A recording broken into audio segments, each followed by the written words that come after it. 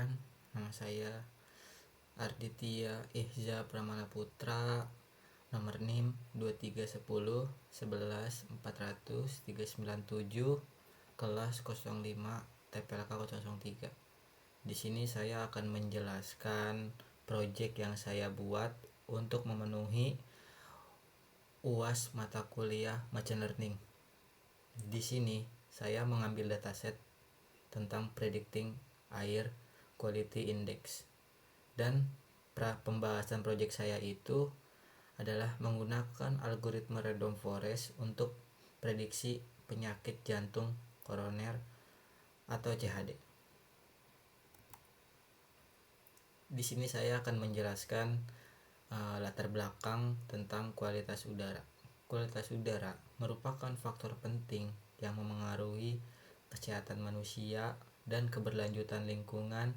Meningkatnya aktivitas industri, transportasi, dan urbanisasi menyebabkan penurunan kualitas udara yang signifikan di berbagai wilayah. Oleh karena itu, pemantauan dan prediksi indeks kualitas udara atau IKU menjadi kebutuhan penting untuk mengurangi dampak buruk pencemaran terhadap masyarakat.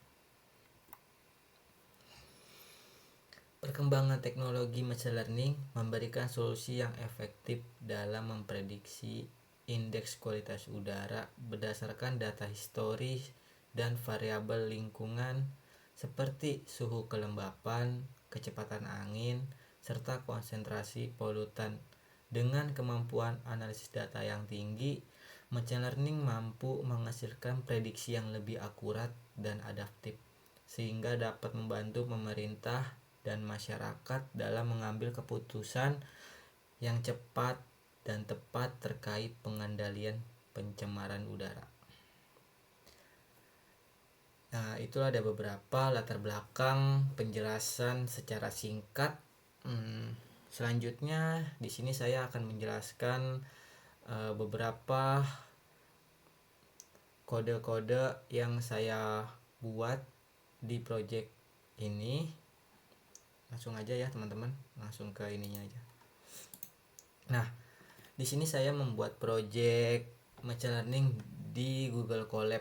Nah, sebelumnya untuk menggunakan Google Colab dan kalian ingin melakukan pengolahan data menggunakan algoritma random forest, ada beberapa library yang harus kalian install, seperti import pandas, import numpy, import matplotlib, dan import Seaborn.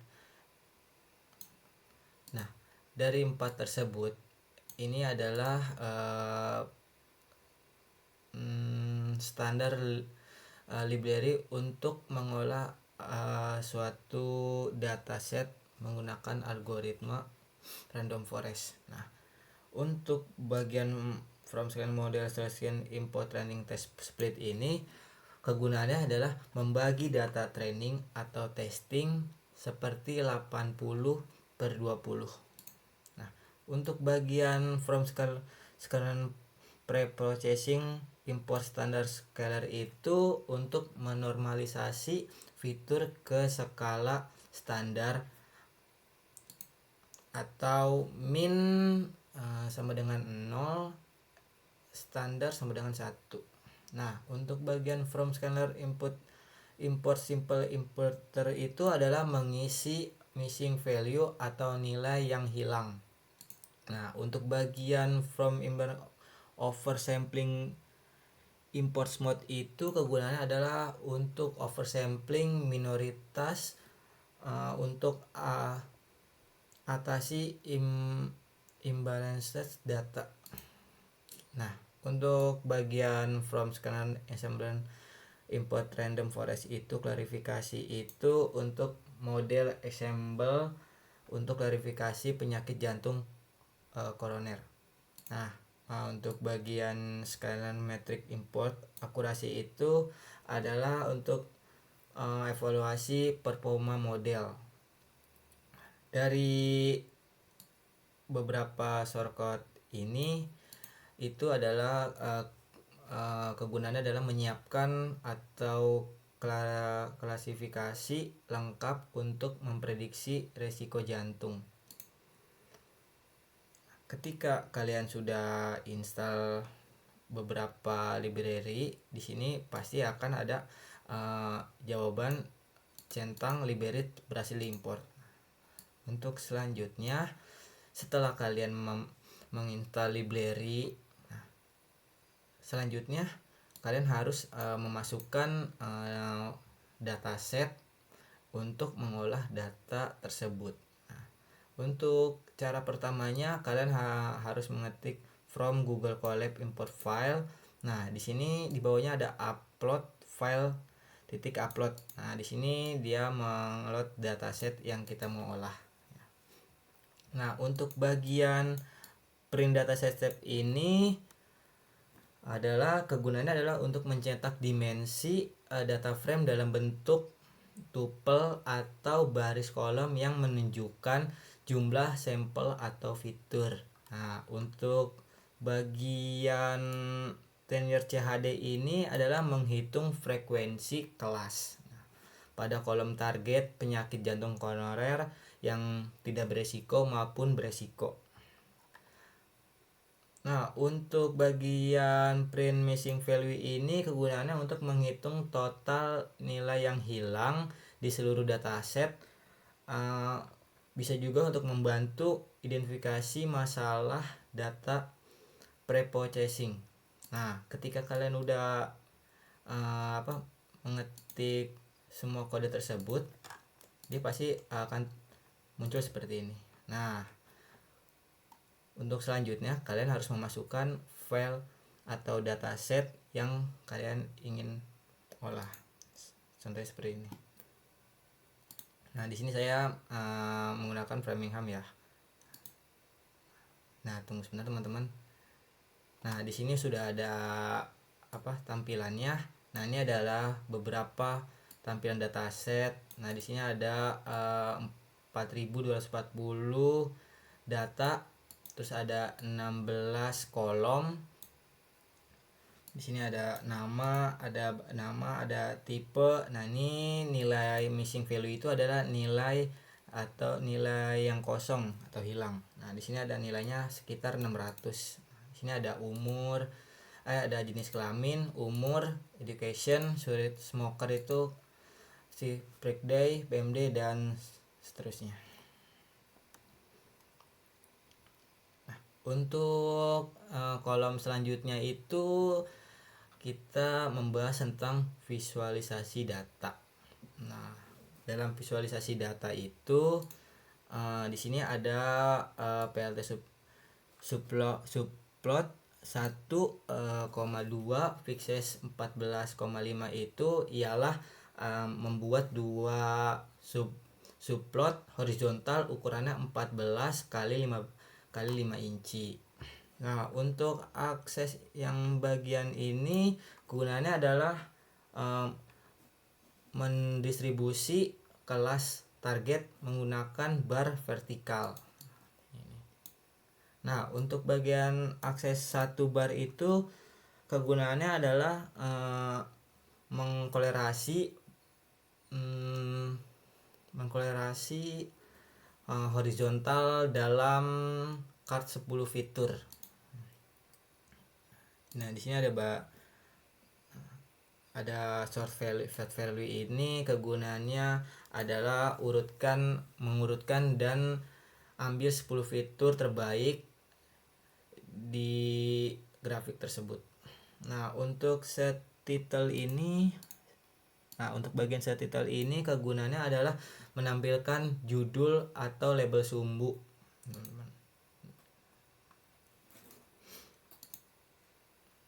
Untuk bagian font wake ini kegunaannya adalah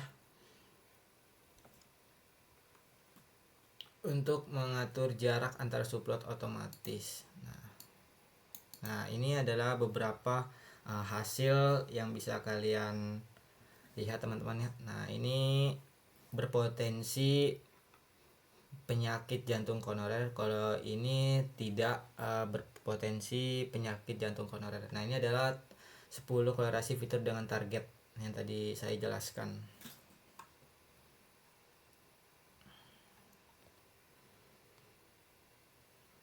Untuk sel selanjutnya di bagian data processing. Pre-processing ini ialah memisahkan data. Nah, untuk X sama dengan DF drop ini kegunaannya adalah menginput fitur. Nah, untuk bagian Y sama dengan DF linear CHD ini kegunaannya adalah mentargetkan atau 0/1 targetnya. Nah, ini untuk bagian simple inputter ini ialah mengisi semua nilai yang hilang dengan median tiap kolom. Nah, kalau bagian ini untuk mengisi nilai yang hilang terus diganti dengan median tiap kolom. Untuk bagian train test split ini gunaannya adalah membagi data 80% 80% data, trainingnya 20%. Ini untuk bagian training split data. Nah, dia itu proporsinya kelas tetap sama, nggak beda sih. Untuk bagian standar scalar itu kegunaannya adalah untuk menormalisasi semua fitur min sama dengan 0, std sama dengan 1. Untuk bagian fit transform ini kegunaan untuk mentraining data. Untuk bagian skala transport ini kegunaan untuk mentesting data. Nah, dari data tersebut saya kan menggunakan SMOD. Nah, SMOD itu adalah oversampling kelas minoritas dengan data sintetis atau training data seimbang.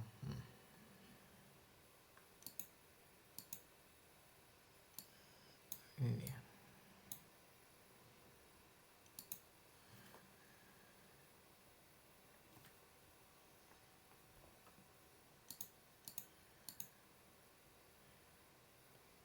Nah, ketika kalau ini kegunaannya untuk menyiapkan berarti data itu udah siap di modeling berarti. Kalau misalkan kalian ini kegunaannya untuk modeling data. Nah, di sini ada hasilnya data pre-processing selesai. Training set itu ada 5.754,15. Nah, di sini test setnya ada 848,15. Distribusi setelah mode-nya itu adalah 02877. Untuk ini 12877. Untuk shortcut selanjutnya, kolom selanjutnya itu di sini adalah printing training random forest klasifikasi. Itu adalah kegunaan untuk status memberitahu user model setelah dilatih. Nah, untuk bagian ini. Nah, untuk bagian print ini gunanya adalah untuk menggaris pemisah 50 tanda sama dengan untuk format output yang rapi seperti kebanyakan seperti itu sih. Nah, tujuannya untuk memvisual feedback bahwa proses training random forest classifier sudah dimulai. Nah, untuk bagian parameter untuk bagian untuk bagian n estimator itu sama dengan 100 itu adalah 100 pohon keputusan. Semakin banyak pohon berarti semakin tinggi akurasinya dan semakin tinggi juga waktunya. Untuk bagian deep sama dengan 10 itu adalah kedalaman maksimal pohon atau model dirancang agar tidak hanya bagus pada data pelatihan tetapi juga akurat saat digunakan di kondisi nyata. Nah, untuk kegunaannya ini. Untuk bagian min sample speed sama dengan 10 itu adalah untuk meminimum 10 sampel untuk split node. Nah, untuk bagian min sampel leaf sama dengan 5 ini kegunaannya untuk meminimum sampel untuk di leaf node. Nah, untuk bagian random state sama dengan 42 itu kegunaannya untuk menghasilkan setiap run, kayak hasilnya itu nanti dimunculkan. Dan untuk n job sama dengan min 1 itu gunanya untuk semua mentraining cepat. Nah, untuk bagian prosesnya atau prediksi ini di sini ada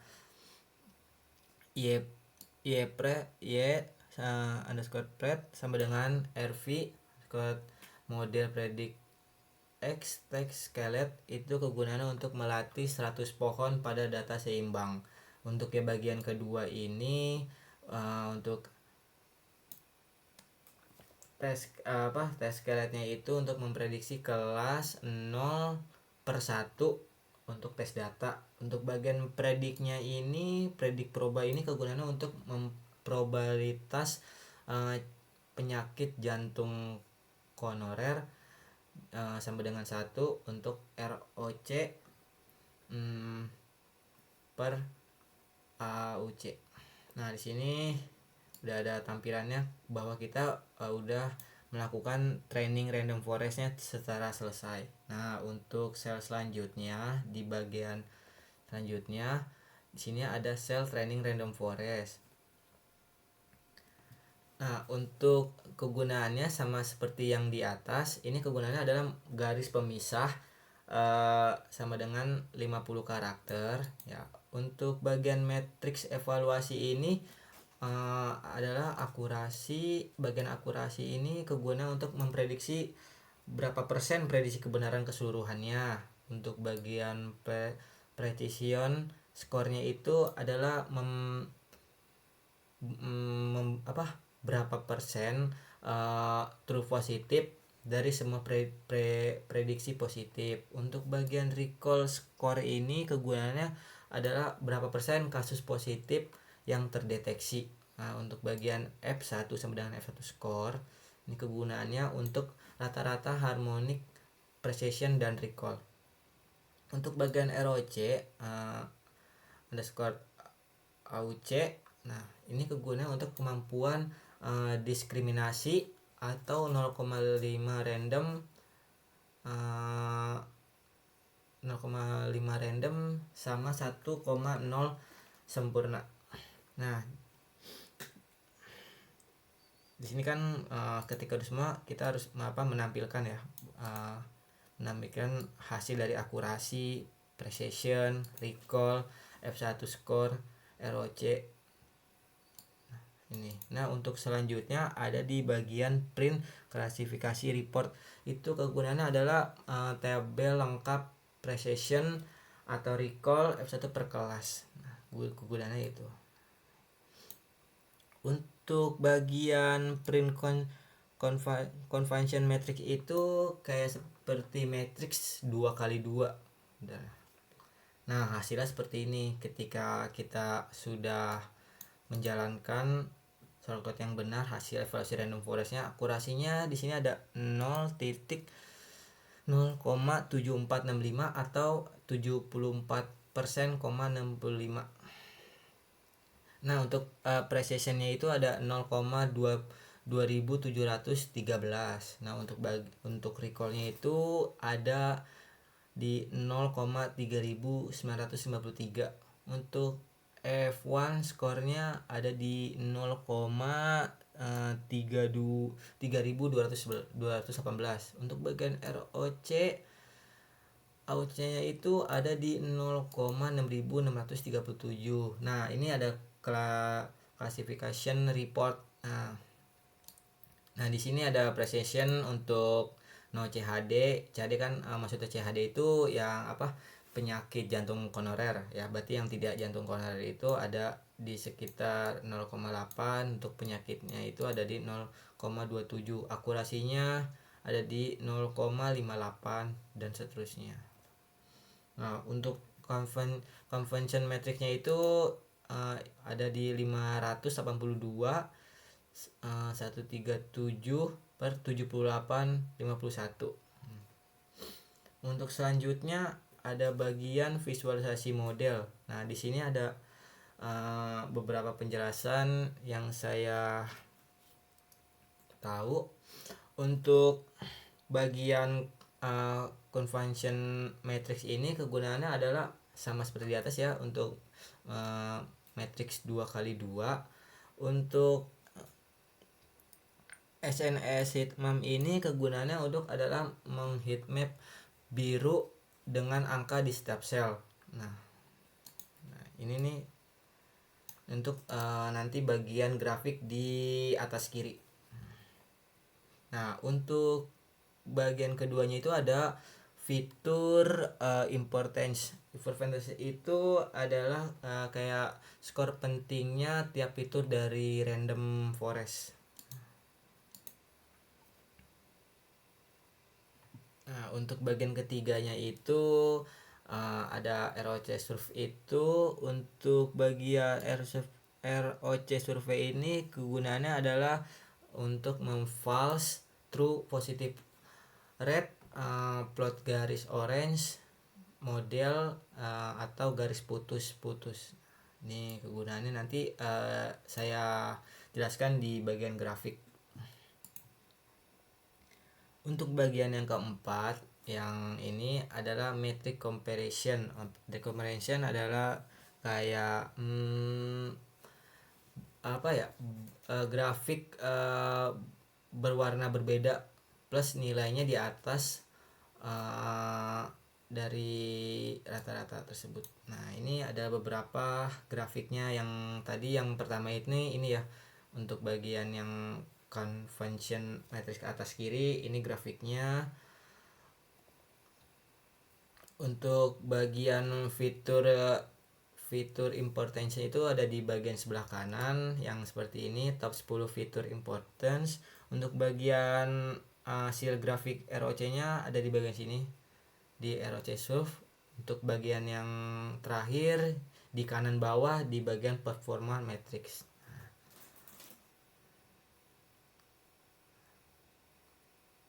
Kurang lebihnya seperti ini ya untuk grafiknya. Selanjutnya untuk bagian bagian print sama seperti yang di atas itu adalah kegunaannya adalah ini untuk mencetak prediksi pasien baru dengan data pasien yang berbeda, mencakup 15 fitur seperti jenis umur, jenis kelamin, terus kebiasaan merokok, tekanan darah, BMI, dan lain-lainnya. Dalam format ini yang sesuai dengan model pelatihan. Nah, ini ada 15 fitur yang saya cantumkan untuk nanti. Nah, di bagian pre-processing untuk data baru, nah di bagian new pattern scalet ini kegunaannya adalah mengubah data pasien ke skala yang sama dengan data pelatihan menggunakan scaler, atau kemungkinan standar scaler ini transformasi agar model menghasilkan prediksi akurat karena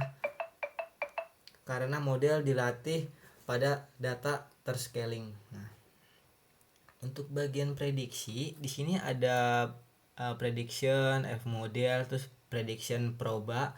Kegunaannya adalah untuk menghasilkan prediksi yang benar, prediksi binar 0 sama dengan resiko rendah, 1 sama dengan resiko tinggi, atau bisa dikategorikan dalam berpotensi penyakit jantung koroner.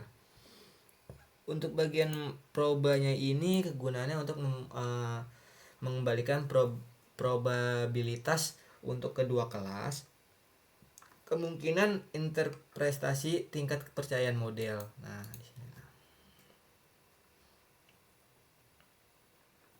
Nah, di sini data memunculkan informasi pasien, mencetak data pasien yang baru tadi yang kita buat.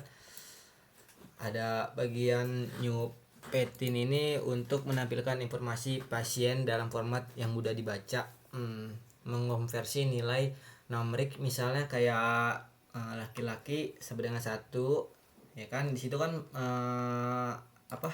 misalkan male ya, terus kita ubah menjadi laki-laki. Nah, untuk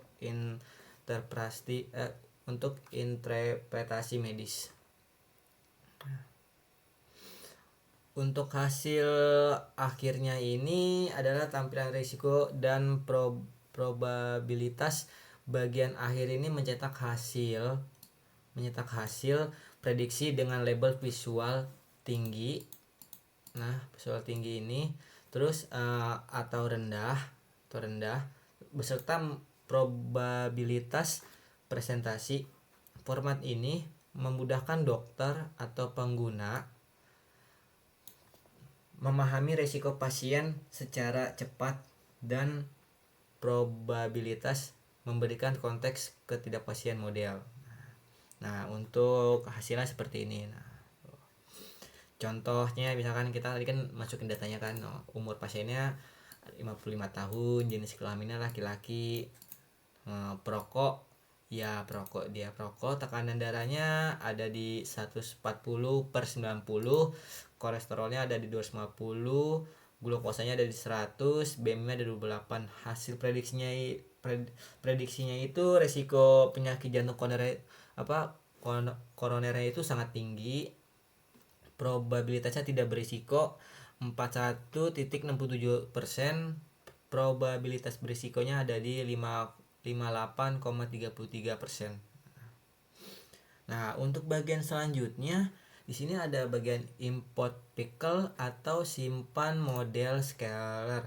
Nah, apa sih maksudnya dari kode tersebut adalah merupakan bagian akhir dari script machine learning untuk menyimpan model random forest dan scalar serta menampilkan kesimpulan evaluasi model prediksi risiko penyakit jantung koroner. Nah, untuk bagian pertama ini, ini kegunaannya adalah menggunakan modul pickle untuk menyimpan objek RV model. Nah, ini menyimpan objek RV model. Nah, random forest kemungkinan ke file binary. Nah, kalau Prince-Scalef PKL ini kegunaannya untuk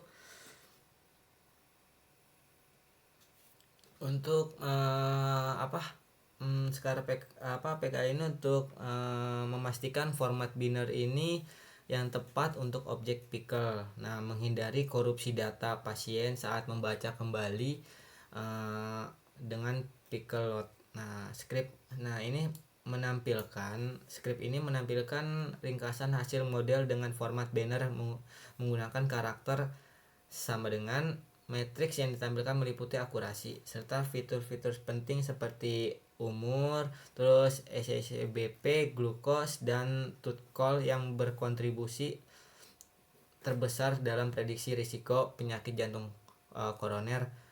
Nah, ini kesimpulannya ini ialah dari yang saya buat ini adalah random forest berhasil memprediksi risiko penyakit jantung koroner. Terus akurasi modelnya itu ada di 74,65%. Terus di bagian ROC AUC itu skornya ada di 0,6637. Untuk bagian fitur paling pentingnya ada di bagian A, SYSBP, glucose.col. Untuk bagian terakhirnya itu ada di model dapat digunakan untuk screening awal risiko penyakit jantung koroner. Cukup sekian penjelasan dari project yang saya buat. Mohon maaf apabila ada kata-kata yang kurang dimengerti. Saya Aditya Ija Pramaputra. Mohon maaf. Assalamualaikum warahmatullahi wabarakatuh.